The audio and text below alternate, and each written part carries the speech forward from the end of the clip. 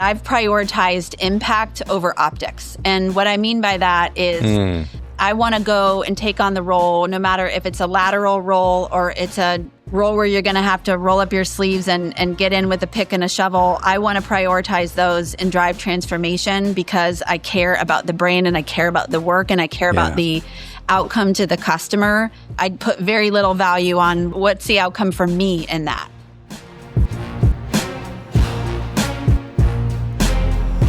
Jennifer Wilson, welcome to Building Better CMOs today. Thanks for having me, Greg. Good to be here. So now, on the very rare chance that the listener wasn't paying attention and realized that you are the Chief Marketing Officer of Lowe's. Yes, I am. I have to tell you, I didn't mention this before. I'm a huge DIY. In fact, I would say my favorite family moments are working with my dad on projects around the home and things. I mean, he taught me all those skills. I can do everything. I can weld.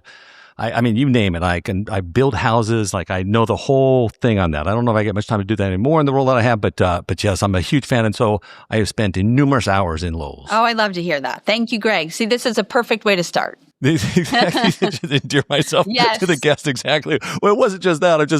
I do think, it's a little bit of, mom Chevrolet apple pie, no doubt. I think, at least for me. You know? And a lot of the brands that we sell to today, like think about Craftsman and the way that hits for a lot of people. And it's such a heritage brand. And I think Lowe's is too. I mean, we've been around for over 100 years. And so we've been a fabric of so many people's, upbringing. Before we sort of jump into a bunch of stuff here around building better CMOs and the dynamics of the podcast, I'm just curious, what's kind of consuming your time today? What's getting your attention? What's the focus? I don't know, anything particular you want to sort of call out? I like to what is acute to today, Greg, is, the changing macro landscape and the mindset of the consumer. In particular, as we're looking ahead into, what we would call a K-shaped economy at Lowe's, sort of folks who are at the top of the K doing more spending and luxury goods, and folks at the bottom of the K looking at, purchasing more essentials and really, really tuned into, more value. And so thinking about just the vast differences of how those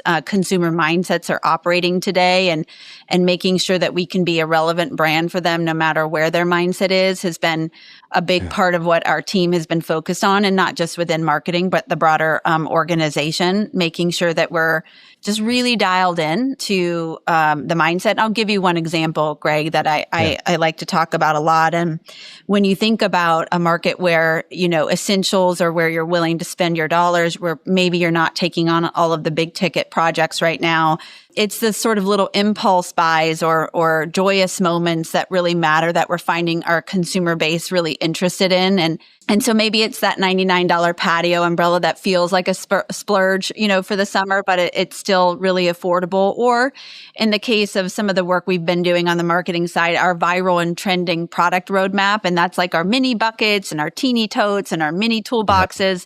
Those are small indulgences that our customers are really latching onto because they feel a sense of joy, and it's, $5 or under or $10 or under. And so we're just looking for ways, that is one example of many, to make sure that we stay relevant in that consumer consideration set. Yeah, and it's kind of a funny environment. And Liz, don't let me at all try to sound like an expert here. I'm going to defer back to you to sort of answer. But we've come out of COVID where home became kind of everything. And then we ended up with higher interest rates, which I think has slowed people down from just sort of, if they don't like something, they change it where they are rather than move. So how is that kind of affecting the overall sort of Lowe's business, and what do you do? And I'm going to give context to the listener, by the way. So those of you who don't know Jennifer's background, you also have a background in merchandising. I do. Yes, I spent a decade in merchandising. Yeah, so that adds a whole new spin. So you look at it holistically, and we're going to get in that. But so what's happening to the consumer today? What are they doing, and how are they looking at the world, and how do you respond to that? Well, there's unprecedented value in people's homes today. The hard part is with interest rates, how do you tap into that? One of the new products that we actually just recently rolled out in several of our stores and states,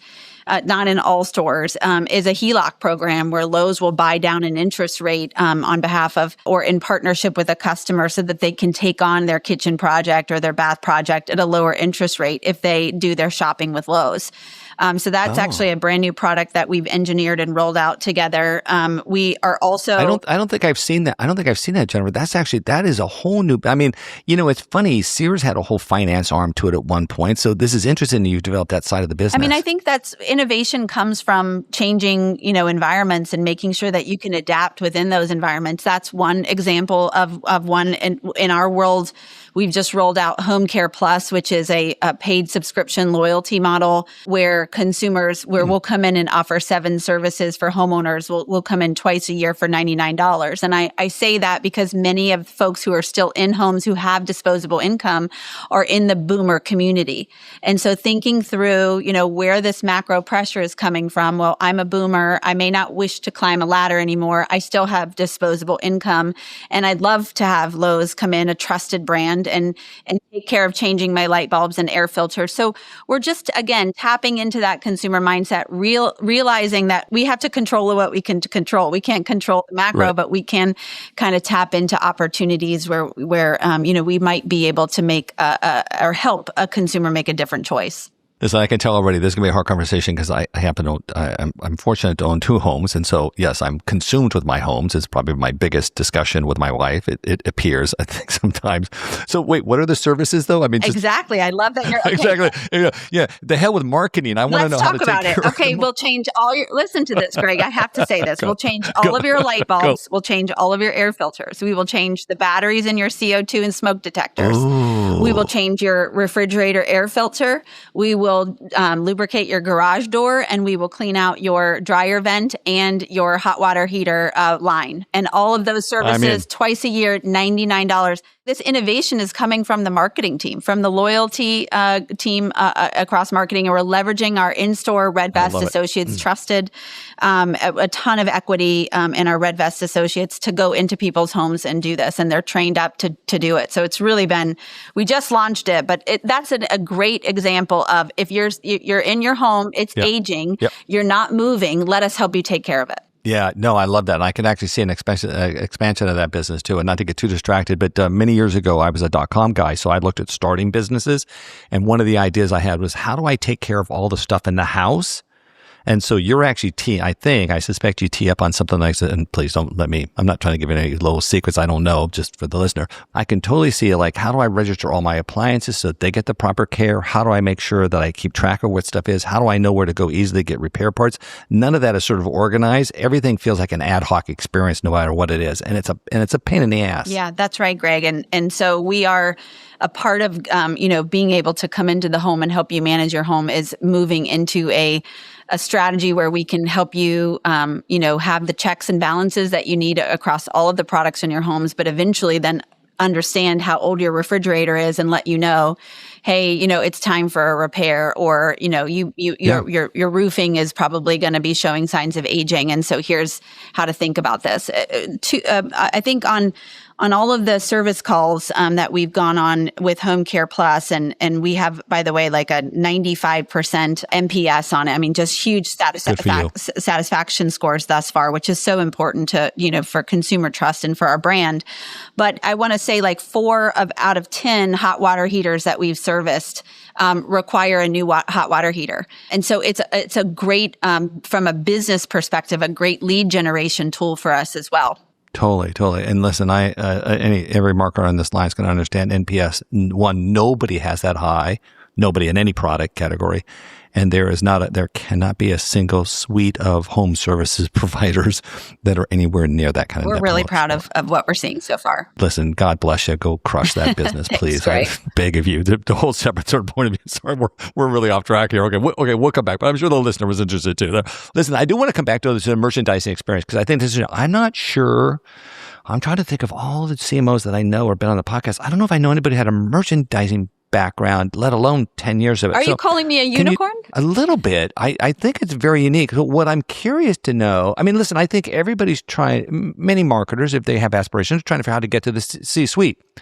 And so, many different paths of that mountain. Your path is particularly interesting. What do you think that did differently for you? What did that educate you? What do you think, how do you look at marketing, the job that you do, you think, based on that experience? Probably the closest parallel that I would draw is maybe a CPG marketer, because in that world, you own the product development and sort of the pipeline and the vision, but you also own the surround sound of marketing and the go-to-market component. And so I think at a retailer, because they're historically very separate organizations, there's Yes. merchandising and product development lives on its own, and then marketing lives on its own. It's really hard to grow up in retail and not sit in both places and be able to have what a traditional CPG marketer might have. And so I would say that that's probably the closest parallel that I could draw to the benefit of it. And it's to say that you were able to, understand, and I grew up in marketing, so able to, understand strategically how to interpret customer data and build strategy around that customer data. But then whenever you move into the merchandising organization, you learn how to run a P&L. You learn how to change out sets, and you learn about high velocity items and what really moves the needle. And it becomes so tangible. The outcomes from having sat in both seats is that you are an incredible translator. I can sit on the merchandising bench and be able to translate to the marketing team and vice versa. And I think we are able to get more things done. We're able to drive faster alignment. And you are become, and I think I mentioned this in a little bit of our pregame, you become a horizontal thinker instead of a vertical thinker. And that is an unprecedented, I think, quality or characteristic. It's almost a mandate for any C-suite leader, but you don't necessarily always see it. You want it, but you don't see it. I'm going to disagree, and that's not to be the argument. Yeah. Let me make my point. I worked with Procter & Gamble for many years, not at the company, in their agency. So I watched brand managers. So I know what you're talking about there. They were the epitome of that. And certainly they had a P&L, but they weren't picking the product. Fair. And my wife was in fashion for years, and so that made her excellent merchandising. I can remember listening to her in that career, like she knew what the buyer at Bloomingdale's in Texas were going to do versus a Bloomingdale buyer in New York. That's true. Localized assortments. And she understood the nuance. I mean, fashion, what's more sort of, dare I say, flaky than that sometimes in terms of like really catching consumer whims. But you had to kind of, and I'm sure merchandising at Lowe's is very numbers oriented, but there's so much nuance to that. So I don't know. It feels it's a very. I said it was the closest parallel, but yeah. I mean, I agree with you. I think that having led multiple different merchandising businesses over my career here at Lowe's, it really teaches you. The brass tacks of, to your point, making product selections, living through the season of what was the right or wrong decision, how to make tweaks so that you can, generate and or recover from some of those wrong decisions. And I always say the thing that I love the most about merchandising is that you'll get 70% of your decisions right and 30% wrong. And you spend usually the next year just working on those 30% that you got wrong and kind of doing it all over again. So it's very tricky. And it's not just the numbers you might, I don't know, maybe today you get the numbers fast enough, but I'm not even sure that you do. You come back and see we get it daily. Well, right. But do you have a feel for individual products and sort of what matters to them? Of course. It's very interesting. Yeah, it is. And now you have the customer data that sits on top of that transactional data so that you can understand, okay, well, what segment or what customer was actually engaging with different types of products. And so it's become even more complex because back then, in my heyday, it was really heavily transactional data. Now you've got transactional, behavioral, loyalty, all of these different data cuts, and you can get far more surgical. Hey, also, too, I think I saw in your background, if I'm wrong on this, we could just cut it out later, but did you actually run paint? I did. Yes, I was. What does it mean to run paint? I don't know. Yeah, well, I was the merchandising vice president of paint, but I actually kind of had different roles in paint across my career. I will tell you that is one of the highlights of my career, and I will really? The leadership organization or the leadership team who's here now, Marvin and several others had come to Lowe's and said. They'd asked me at the time I was in marketing to go back into merchandising. And I said, I'll go anywhere but paint. And they said, you're going to paint.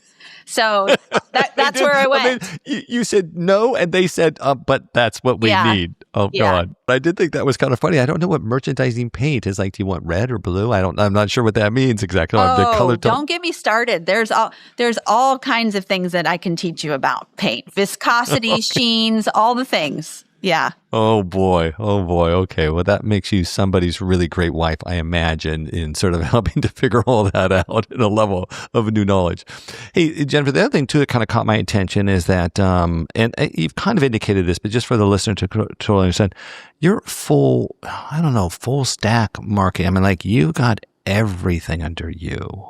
I can read the list that I had in front of me: brand, loyalty, personalization, promotion, creative, media, the retail, the customer experience. Yeah. What's left out of that? Yeah. Not much, right? Yeah. It is a full service, full house that we're operating here, and it hasn't always been. Just over the last 3 years, we've taken what I would call traditional brand and advertising to a more commercialized team. We introduced loyalty and a loyalty team, all the analytics that go around it, and the ecosystem that drives that additional trip and revenue.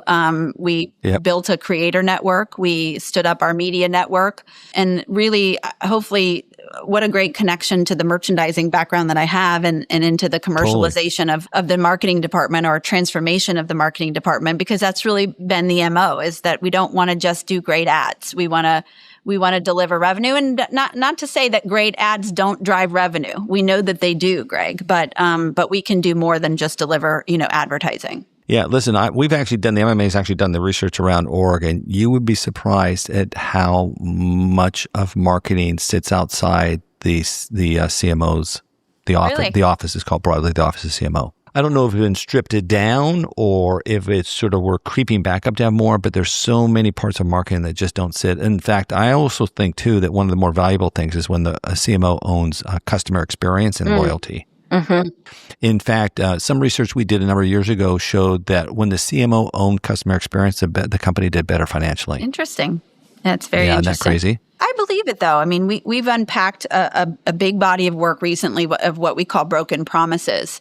And we're really looking at these experiences end to end. So think about an appliance shopper who's one of our most loyal and most lucrative customer bases. Yeah. And so you want every step of that journey to be a seamless one. And where are we breaking promises along that journey? And we want to go in and create sprints to fix that, whether it's on the operations side or on the delivery side or on the installation side, doesn't matter, because we're really looking at the total and complete customer experience. Yeah, I will say that. Listen, I think that you and I do shop at Lowe's. I don't really need so much of it here. I'm in Brooklyn, but in my house on Long Island, I do shop there, and I am impressed with the degree to which the service, like I get text messages, you define delivery window times, like you can just see how the company has really tried to drive or to sort of eliminate what was a major irritant with that experience. I love that. Removing irritants. We talk about that here at Lowe's a good bit. And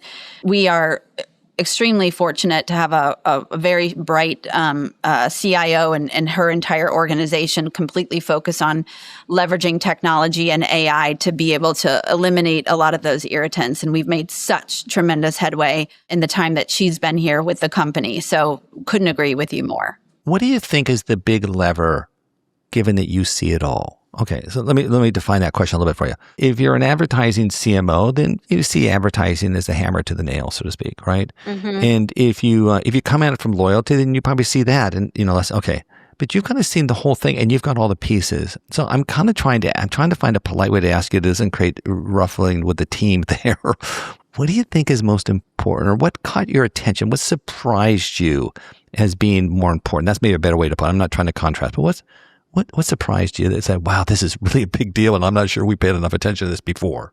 I think customer data is at the heart of where it's not. I don't know that I would say it surprises me. I just think that it's the biggest ball of yarn. And a part of that is the MarTech and ad tech stacks that we've had to put into place, right? In terms of ingesting all of the data, putting a CDP on top of the data, building the right teams and processes on top of that data. But I think also it's how to evangelize and socialize that data, how to put taxonomy around that data so that when people in the merchandising department or in the finance department or supply chain are looking at that data, they're able to tell very similar stories of the data that you want to tell a story around. You don't want people kind of interpreting the data different.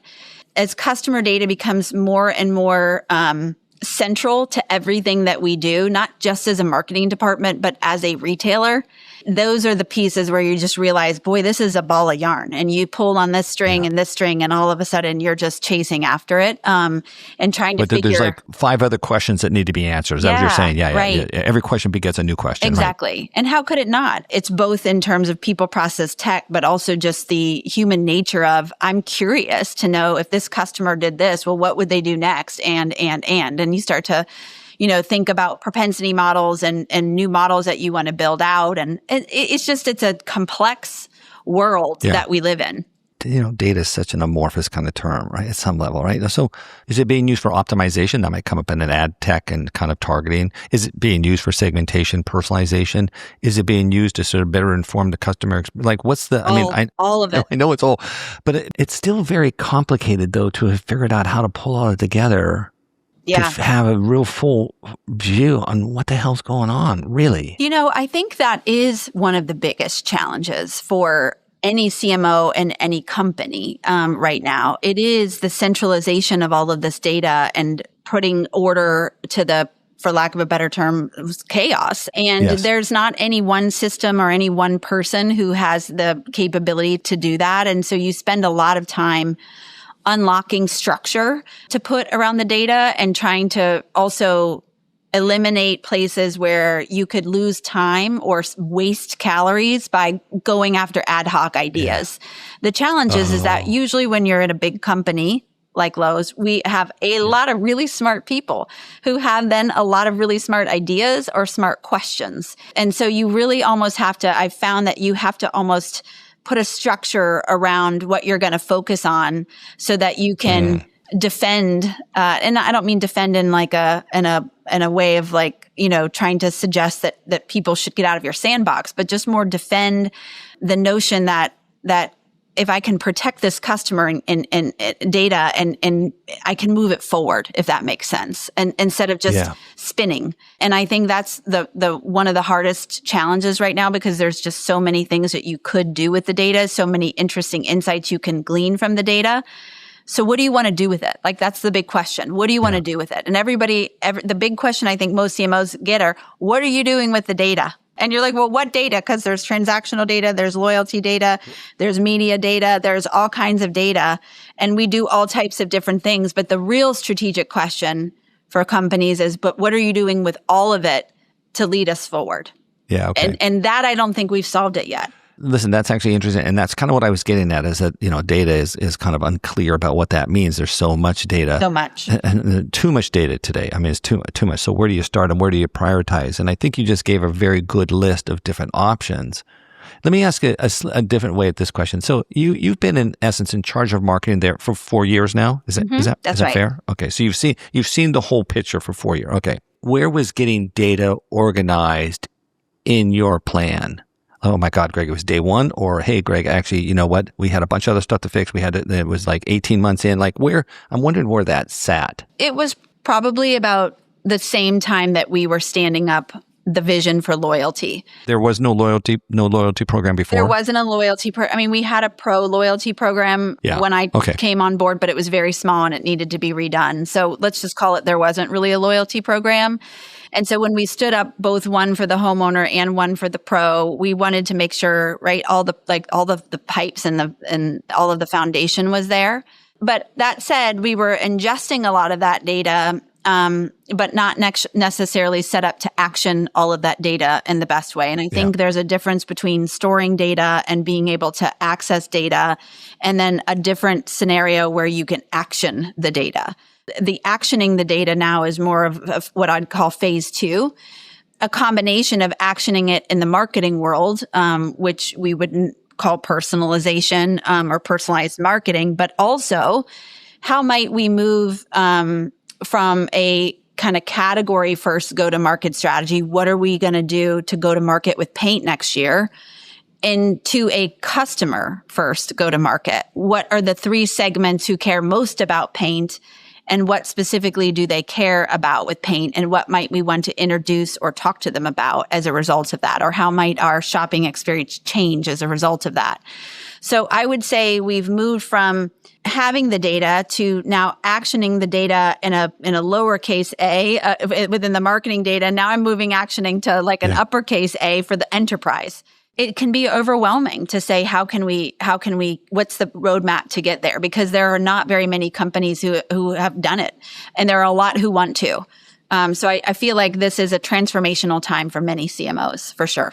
Yeah. Totally. And we would 100% agree. I mean, just the point I said earlier, how important customer experience is was an element of that. Loyalty is a precursor or element of some of that. Yeah, absolutely.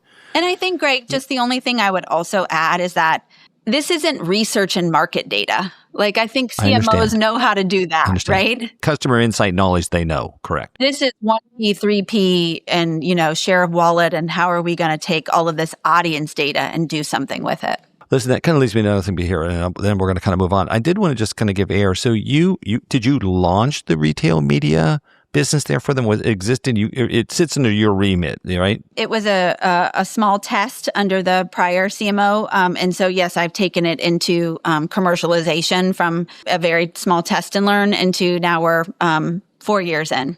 So listen, I don't know that there's a retailer or even a marketer at some level or marketing-driven company that isn't trying to have a retail media. It's very popular nowadays.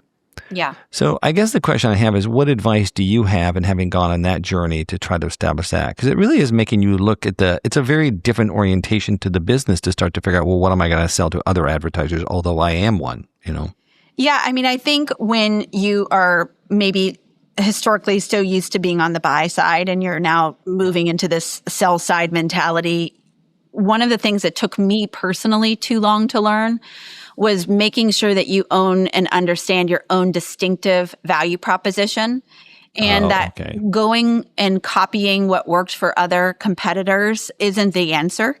And I think particularly in a specialty category like home improvement, you might see this in electronics, you might see this in sporting goods and other apparel. You have to find what is important to your advertisers. And that just because it may be important to a pure play advertiser to have all kinds of on-site advertising doesn't mean that that's what a specialty home improvement advertiser wants.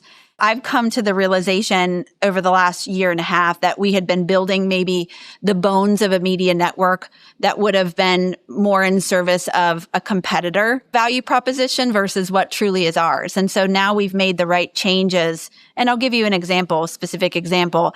When I sit down with CMOs who are advertisers, endemic advertisers of ours, like an LG or a Sherwin-Williams, as an example, what they tell me is that they want a 360 campaign. They don't want just on-site advertising or a little bit of a sprinkle of off-site to drive them on-site. They want the off-site advertising, the on-site advertising, and the in-store environment to feel like it's threaded together in that end-to-end journey. Yeah. Not surprisingly, because it's what I want as a CMO for my brand. Right. And so, why did it take me 2 years to come to this conclusion? But that is a different type of a media network than a programmatic or performance media network that maybe is at Amazon, as an example. And I think the advice I would have is just be secure in who you are as a brand and what your assets are to sell, and sell them. Don't try to sell somebody else's the way that they've done it. Well, I love that. What an opportunity. I mean, that alone should make it worthwhile to do. Like, what an education you get to see, well, how do they make this? Oh, I hadn't thought of that. Yeah. Or, that's important to them. That's important to me too. Okay, I'm on the right track. Right. Exactly. That would be very interesting to get to see. Yeah, it's a good bird's eye view for sure. There we go. Okay. Well, listen here, let's shift a little bit because it's kind of the same in that same sort of thematic. I always like to ask people who've gotten to some place in their career, what's the best advice that you've ever been given? Now, listen, I'll tell you, Jennifer, I've had a bunch of people take that. I had one person talk about the advice their dad had given them was one. And then I've had other one who used bosses or maybe adjacent people in their company, in the corporate world. So you can kind of go at it in any way that you want. I'm curious about what people at senior executive level then reflect upon that helped them to get to where they got to be. Well, the first place I would start is by the advice my mom has always given me is to lead with humility and curiosity. And I would tell you that I was given that advice before I was leading anything other than my own individual self through life. And so she taught me, and still today teaches me, a good bit about, making sure that I approach situations with humility, that I don't put myself first, and that I'm always curious. It's that, the sort of 5-year-old why question that you'll watch a lot of talk tracks around, and it's somebody's always asking the question, why is she encouraged? And I think that natural curiosity led me to this point in my career, because I think if you're somebody who's just constantly learning and constantly asking why, it really benefits you personally and professionally. The second thing I would say is that I've prioritized impact over optics. And what I mean by that is I want to go and take on the role, no matter if it's a lateral role or it's a role where you're going to have to roll up your sleeves and get in with a pick and a shovel. I want to prioritize those and drive transformation, because I care about the brain and I care about the work and I care about the outcome to the customer. I'd put very little value on, well, what will everybody think of that? Or what's the outcome for me in that? Whether or not that's right or wrong, one could argue, maybe you could be in a different place in your career had you taken a you first angle, but it's not who I am. It's not authentic to who I am or how I was raised. And I feel like I'm really proud of how that's paid off for both me, professionally and personally. And to that end, the advice, the third piece of advice maybe that I always give to people is to take the lateral, like take the call of duty when the call comes in. And this goes back to the conversation we were having about merchandising, and when I was asked to go into paint, even though I said, please don't send me to paint. And there are a lot of times where in our careers we can raise our hands and put in the ask to take on that job and, say, put me in, coach, I can do it. But there are also a lot of times when the coach just comes to us and says, you're in, and you don't really have a choice. And being voluntold, as I like to say, is one of the biggest honors of your career. And so take it, that has led me to where I'm at today. And I have zero regrets. The challenge when you're young and you're reflecting on this, you really don't have any visibility into the future. You don't understand how the world works. I mean, I watch with my children. My children are working age now. I mean, it's shocking to me how little they see about the future, but of course they don't know. So looking back on having made those decisions, what do you think that did for, and I don't know if it's for you in your, I'm going to say in your development, or then how the corporation and company viewed you? Which is, I think, that has to be the key to your success, is how the company ultimately viewed you. I didn't know it at the time, but it was teaching me a good bit about patience. First and foremost, Greg, is I didn't feel very patient at the time, but when I reflect back, I think, wow, I made 3 lateral moves in my career, and I don't remember at all thinking that those were the wrong moves. And that was, now that I think about and look out at my own floor and watch some of my own team members who are ready to move, constantly wanting to say what's next for me, that was really a display of patience. And I think I needed that. The other thing I would say is that, there's an emotional maturity element to being brave enough to say, it's okay if I take a lateral, or it's okay even if I take a step back to go forward. The more that I've matured into my role and my own person, I've found that there is no currency like emotional maturity. I think that if you can, be self-aware, understand both your strengths, but also that you're human and have plenty of weaknesses, and can call those out and be direct about them, both with the people you lead and also the people who you surround yourself with, you're going to be a far more successful leader. And why, Jennifer? Why does it make you a more successful leader, by the way?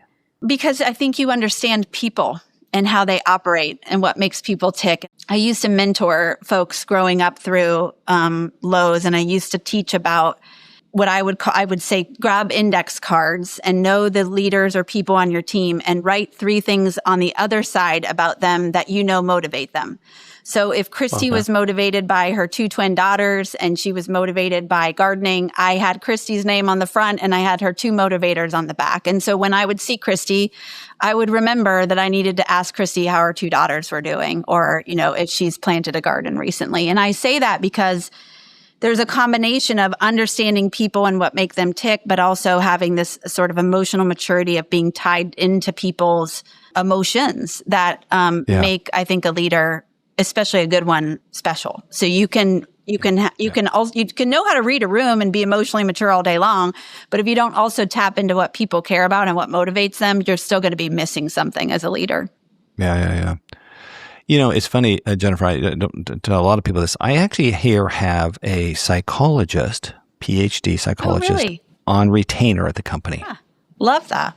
And what's unusual is not just that I have that, but that I've never met anybody else who's done that. And you have to just see 1 or 2 episodes of Billions to have known part of where that idea came from. But I think it's the same kind of reflection for me. And listen, my team will laugh because I'm far from being the best boss in any way whatsoever. But it's like, it's a record that having him here is a recognition that, there's people with complexity. Yeah.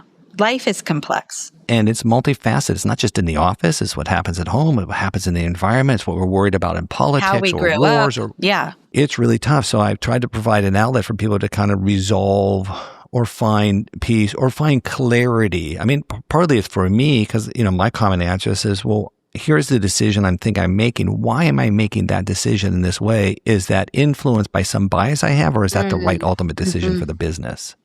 Yeah, very interesting.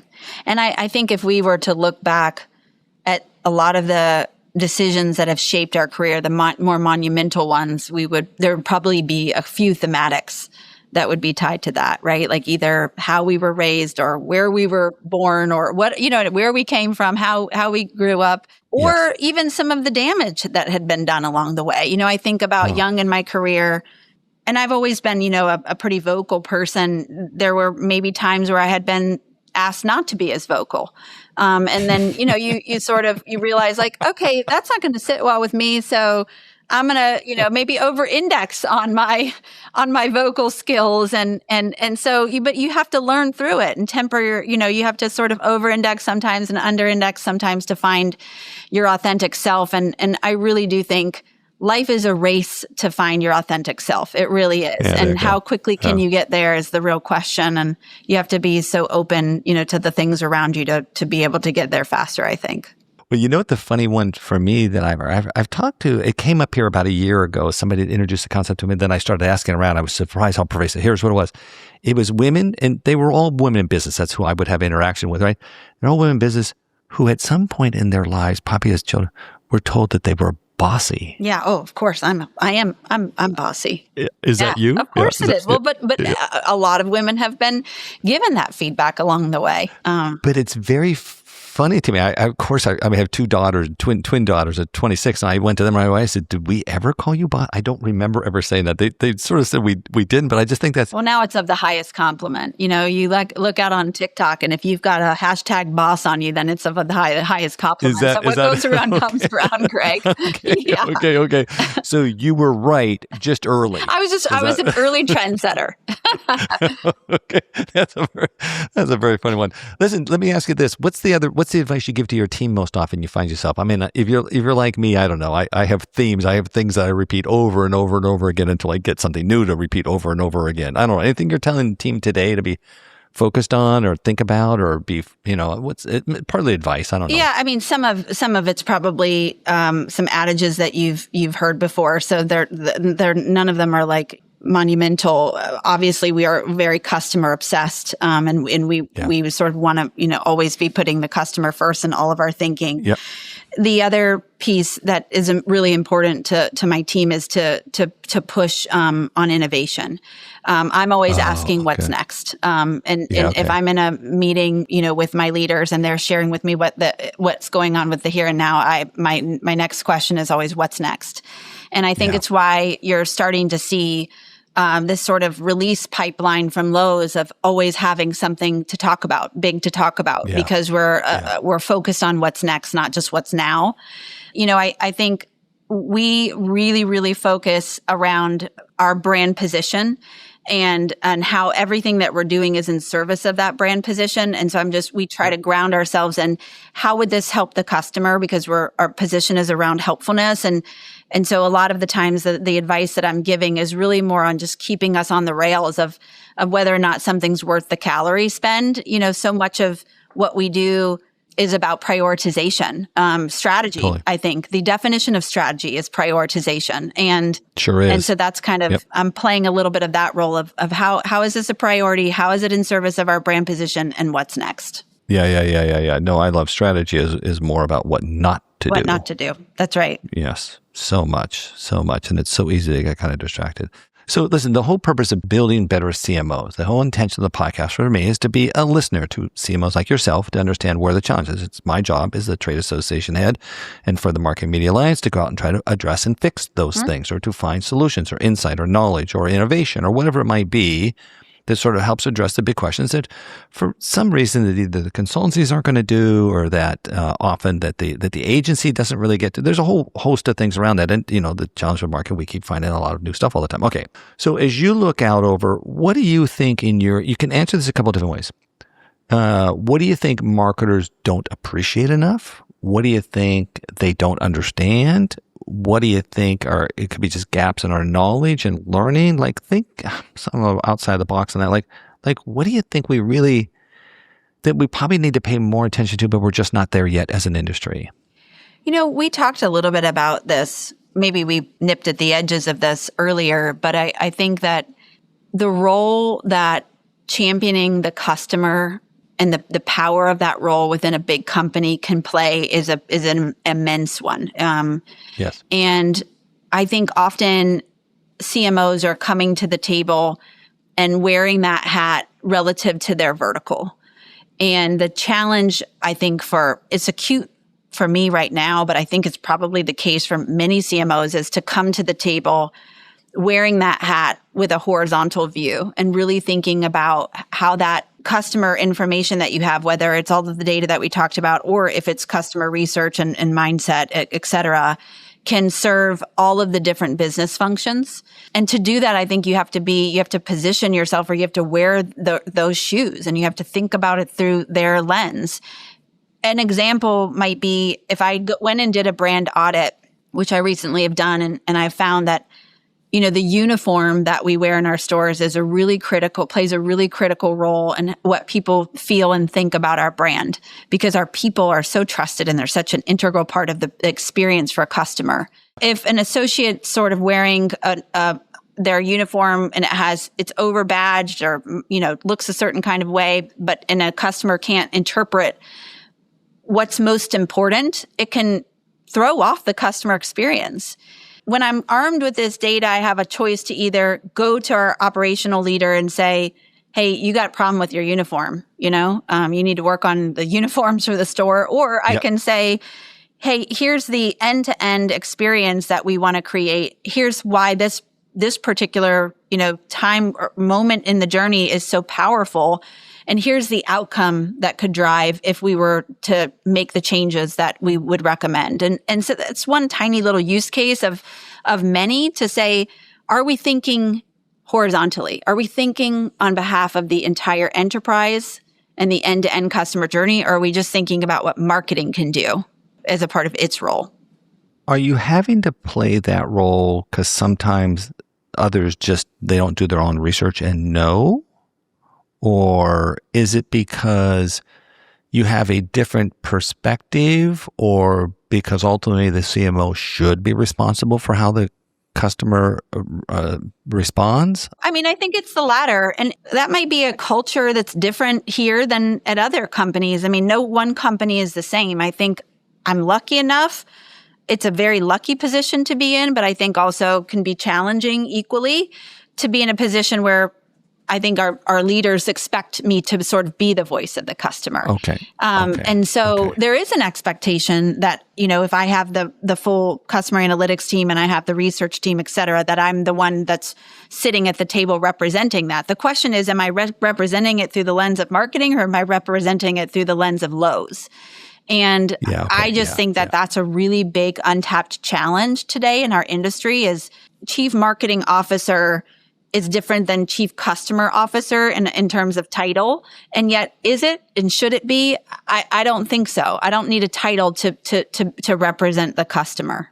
And it is because you have the unique data asset that not everybody has. Is that true or not necessarily? I mean, maybe. I don't know where customer research and insights and analytics sit in other functions. So maybe, Greg, that's fair. I mean, if that's not in your function, maybe you would feel less inclined to play that role. But I think it does sit in a lot of marketers' functions.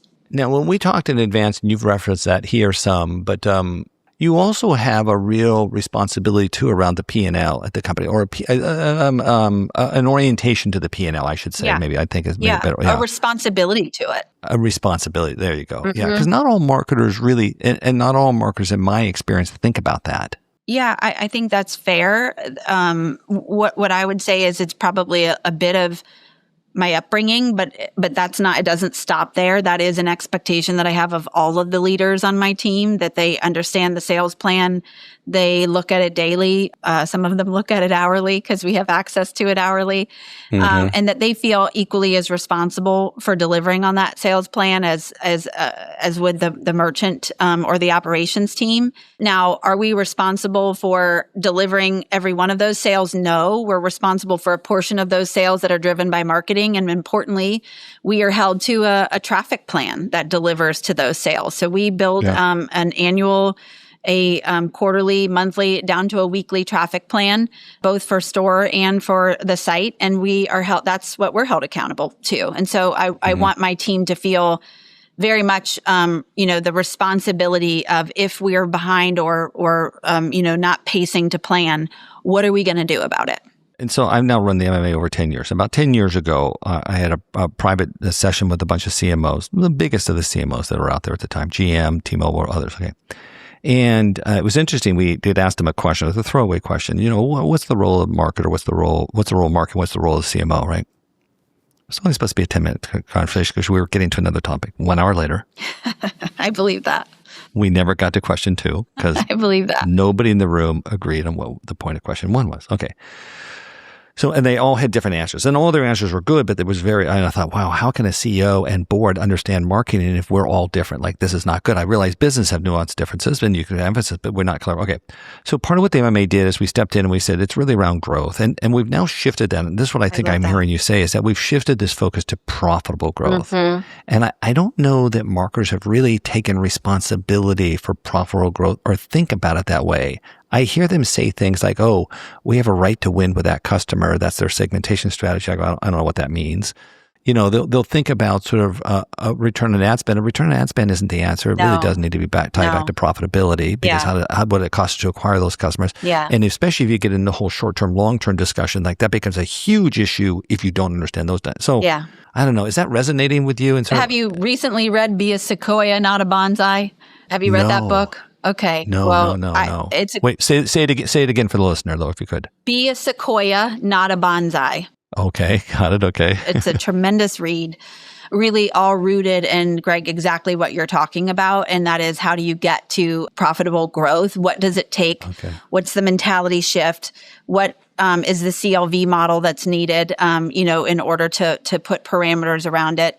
Yes. A lot of times our marketeers especially can be thinking at a channel level, right? Like, well, I drove X amount of incrementality out of this channel or that channel, but it has to be systems thinking. Like, we have to pull up and really think about the whole of what we're driving. And so we're actually in the midst of this transformation ourselves, because it was a challenge that I was lucky enough that my CEO gave to me to not only read this book, but come back and say, if we start to look at, I think he's always viewed marketing as an investment. So I am very lucky to be you're fortunate in that regard. Working for a leader who views marketing as an investment. But I think he's saying, how do we build even smarter models so that we can apply it to both the marketing investment, but maybe even other investments go forward? And so I'm actually working very closely with our head of finance and strategy on how to take some of the lessons from this book and really what you're saying too, Greg, and apply them to, future business practices here at Lowe's. And I don't have the answers. I wish I could tell you I have the answers right now, but we're like knee deep in building out some of the models and some of the strategic thinking. about 3 years ago, the global board in a board meeting said, we need to understand how to talk to the CFO. And the question really took me back. I wasn't sure. And in fact, the question kind of was predominantly positioned by somebody who had an MBA from Wharton. I was kind of like, wow, you of all people should know how to talk to the CFO. Like you're that would be the master class for this. What they said was interesting is that they said, we don't know how to talk in financial terms, and they go, and there's no standard by which we all have that conversation. The same as in accounting, there's GAAP rules. Your CFO will position the company publicly differently than sort of just a GAAP, but there needs to be an underlying basis to do that. So we actually think, Jennifer, we built that formula. What's interesting about that we figured that out about 6-8 months ago. What's interesting about that is that nobody has their data prepared to do that we've seen yet.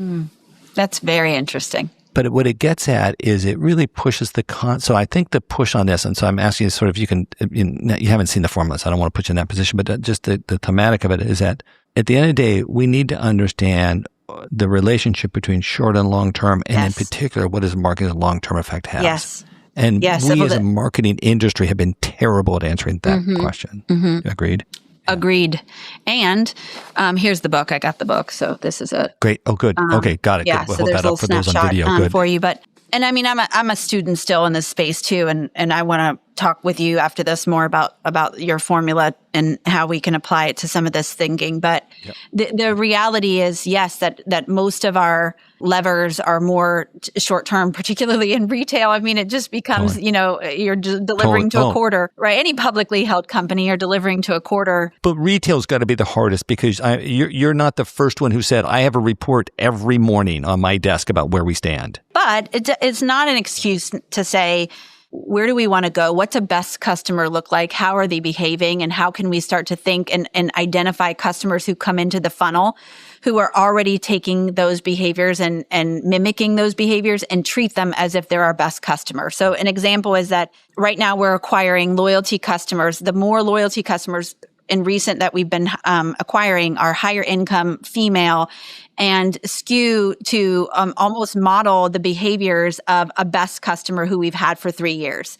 And so our thoughts are, well, if we treat that customer and spend the amount of money on that customer that we would on a best customer, we'll be waiting for forever. You know what I mean? Like they won't come to that conclusion. Like, let's spend more now and accelerate the path for them to start behaving the way that we want them to. So some of it is just around accelerating your investment and looking for forward-looking propensity modeling so that you can place your bets. And that's a little bit of what we're trying to sort of architect here. Given what you know now and thinking about marketing, what is the highest leverage? And I'm going to say something here. I'm going to lead a little bit to take some stuff off the table. I don't think it's advertising. And I'm an ad guy. I come up to the world of advertising. If you look at the research, the academic research on advertising, it is a very low probability game. It is not what drives a business, although that's what we spend a lot of time talking about. By the way, you're fine to disagree with me here. And I'm developing theories and theses on it. I'm starting to think, and I kind of referenced the research that these academics had done with the MMA a number of years ago that said that when the CMO owns customer experience, it's a better performing financial business. It doesn't mean customer experience is the thing, but it's when the CMO owns that. Okay, and what you do. So you're this very rare bird. You see the whole picture, like very few I talk to do. Is it the loyalty program that really does it? And listen, if you talk to the airlines, it's all about loyalty. They've stopped advertising airlines. They don't do it at all anymore. I think they've all moved to loyalty programs. So my capacity to help figure out, I'll tell you what I said to a former CMO of General Motors. I'll never forget this. I said, listen, I think the whole job of the MMA is to move brand CMOs from being brand CMOs to being customer experience CMOs. And she didn't even hesitate. She goes, that's my journey.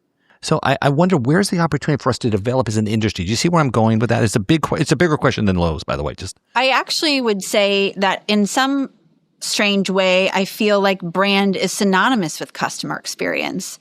And so I would argue that maybe your definition of brand or maybe our definition of brand needs to evolve. That's fair. And so I would just say that what I think works is when your brand is working, and the multiplier effect of engaging with a brand who has a great customer experience, who has great content, who shows up well on social media and has great promoter scores, et cetera.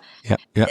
There's no ad who has great customer service inside of its store. There's no ad that I can run that can overcome those things. And so those I feel like are the fundamentals, the building blocks of what make a great brand. There's no amount of, I could start a media network or creator network or run a great ad campaign. I can't, I have to focus on those building blocks first. Yeah. And by the way, we didn't even get to creators, which I kind of wanted to do with you, but we'll have to let that go to. But let me come back though. We're pulling. So listen, you're waking up every morning, pulling a different lever in order to think that it's going to have the most contribution to the business. So I'm going to say brand advertising as a communications, Yes. There's a very popular notation to purpose-built brands today. Yep, Okay. Yep. And then I'm going to say there's customer experience is a different orientation to it, and loyalty is a different dynamic to it too. So, and you're suggesting, hey, great, but customer experience relates to brand, maybe even more. So again, from 9 to 12 tomorrow morning, or 9 to 10, the first thing in the morning, what do you do that's going to make the biggest difference? How do you look at those kinds of decisions? I think it's a very big question for us, Jennifer. And I don't think marketing's addressed it, I think. I think it's a really big question. And I don't know that I have a great answer, but I'll tell you where I spend my time. And we talked about removing irritants or broken promises. I think most of my time is either spent pushing initiatives forward within the organization that address those broken promises or irritants, or it's figuring out what collaboration and internal change do we need to do to come, to become more integrated to address those broken promises or irritants. And because that's where I spend 85% of my time, I would tell you that that's the answer. Then it's customer experience over, I'm not spending my time with creatives working on, ad-like objects. Yeah. Question answered. I love Elon Musk's one time said, only the problems roll up to me at my level. And I've never kind of forgotten that. It was a much broader conversation, but I thought. But what else would we do with our time, Greg, if we weren't trying to fix those things? Yeah. Right. But I mean, think about it. It stands to reason. You build a loyalty program. I'm only going to be loyal to you if you have a great customer experience. I mean, I can put all the lipstick on a pig that I want, but I'm not gonna entertain your loyalty program if you don't have a great brand experience. So there's also a whole nother dynamic here that I don't want to get too distracted by this because we will run out of time at some point. But we actually have a thing we say within the MMA. Brand is not dead, but it is the victim of a crime. And that crime is in proper segmentation, and it's how we're presenting brand messages to people. There's a whole nother work stream that we've done around that. Yeah. That's a separate thing. Okay. I do believe, though, and listen, to be fair, the MMA spends an ungodly amount of time on advertising because it's a very big ecosystem. It's a lot of money at stake. It tends to draw my and the MMA's attention. And whereas I think the answer is all around customer experience and loyalty. Yeah, I think that's the heart of it. Because at some level, we've got to stop irritating customers. Yeah. We're going to close out with this, a word or two questions. I did go in. I saw that you guys had announced Mylow. So it looks like Mylows, but it's spelled Mylow as a name. Yes. And it's your AI chatbot. Yes. And he's our agent. And Jennifer, I know a lot about AI. It's real AI going on there. Because I'm so glad you used it. Tell me about your experience. I put it. You're so funny. A little research. No, I put in a picture of a problem I have here in the house. Right? It was a light socket or whatever, and I said, "Can you tell me what the solution is?" And I could, I know how LLMs work. That's what it was doing. It went back and it came back and it gave me 6 solutions. Says, here's the one I missed. I didn't give it the right information, so I changed the information. But it really responded like an AI engine, and I don't think I've seen anybody build an AI chatbot that really worked yet, by the way. That's a high compliment, and we owe that to our wonderful technology team. But what I would say is we actually have a Mylow for consumer, and we have a Mylow companion app for our associates. And so it's the same technology underpinning, same information, but you can imagine the empowerment as a Red Vest associate in our stores when you have all of this information now at your fingertips, and how complex of a job it is in retail to take a job at Lowe's versus a different mass retailer, right? Because you're answering questions like someone's coming in, do you know what this pipe fitting is? And I need to find this, and right, it's not, and where do I use it? And how do I do this, and this? And Mylow companion app in our stores has just become such a great way for us to both increase our LTR scores, our likelihood to recommend scores for customer service, but also we've seen, improved conversion and improved repeat trips, because our associates are more helpful. So that's been a huge business boom for us. And then on the consumer facing side, just continuing to innovate, Greg, to your point on being able to upload photos, answer in video. So you can imagine if you say, hey, I've got a broken pipe. Can you show me how to fix it? It's not just telling you in text. We're showing you in video how you can fix it too. Yeah, I could have gone, now how do I install? How do I pick? Right. How do I look at these? I didn't go that far. I was trying to just see if it did the AI association with vision, whatever the AI vision thing is called, that sort of allows you to be able to sort of interpret something. No, it's very powerful. And with any LLM, if you use it more, Greg, it'll get more in tune with you and your home too. So I think that was a customer loyalty play. I heard that. Very good. I'm on board. Last question for you. If you design the CMO of 2030, designing the CMO of 2030, what capabilities would matter most? What are you telling your team to go figure out and learn now to be ready for the future? Yeah. Well, the first one is just data and analytics. I think that the world of how to interpret and action data is not going anywhere. In fact, it's only going to become even more acute. And we're going to start to add home data into that. It's not just going to be customer data. It's now going to be home data. And so how are we going to action off of that? The second thing is, and we've been actually talking a little bit internally about if we could have 2 or 3 or 5 agents, what would they do? And then how would we construct our team around them? How would the world transform if we had agents doing 3 or 5 of the things that consume most of our time? And what could we unlock? I don't have the answer to that yet, but we're knee deep in that work right now because we want to go through this transformation, fast and be able to spend and unlock our human capital in other ways. And then I think, the world of speed is so critical in retail, and we see it in all the headlines. Things are moving so quickly, but all of it really is about designing to speed to market. And so I think that you would almost have, I almost think about a commercialization or speed to market team. And it goes back to the notion of what's next, who's just driving what's next. And so I can think of a world where agents are doing so much of that, blocking and tackling, so that we have teams who are really, building strategies around, growth levers and what's next. Jennifer, this has really been the most fun. I can't thank you enough for doing this and sort of staying in there. And it's not just impressive, your kind of command of the business side of it, which, there's different CMO jobs and you've earned your right to be that business CMO. But also, too, just this sort of approach that you look at and sort of managing the people and the team and the customer and appreciation for the lives. I mean, really very impressive. Thank you. I can't thank you enough for doing this. You're generous. Appreciate it. Thanks, Greg.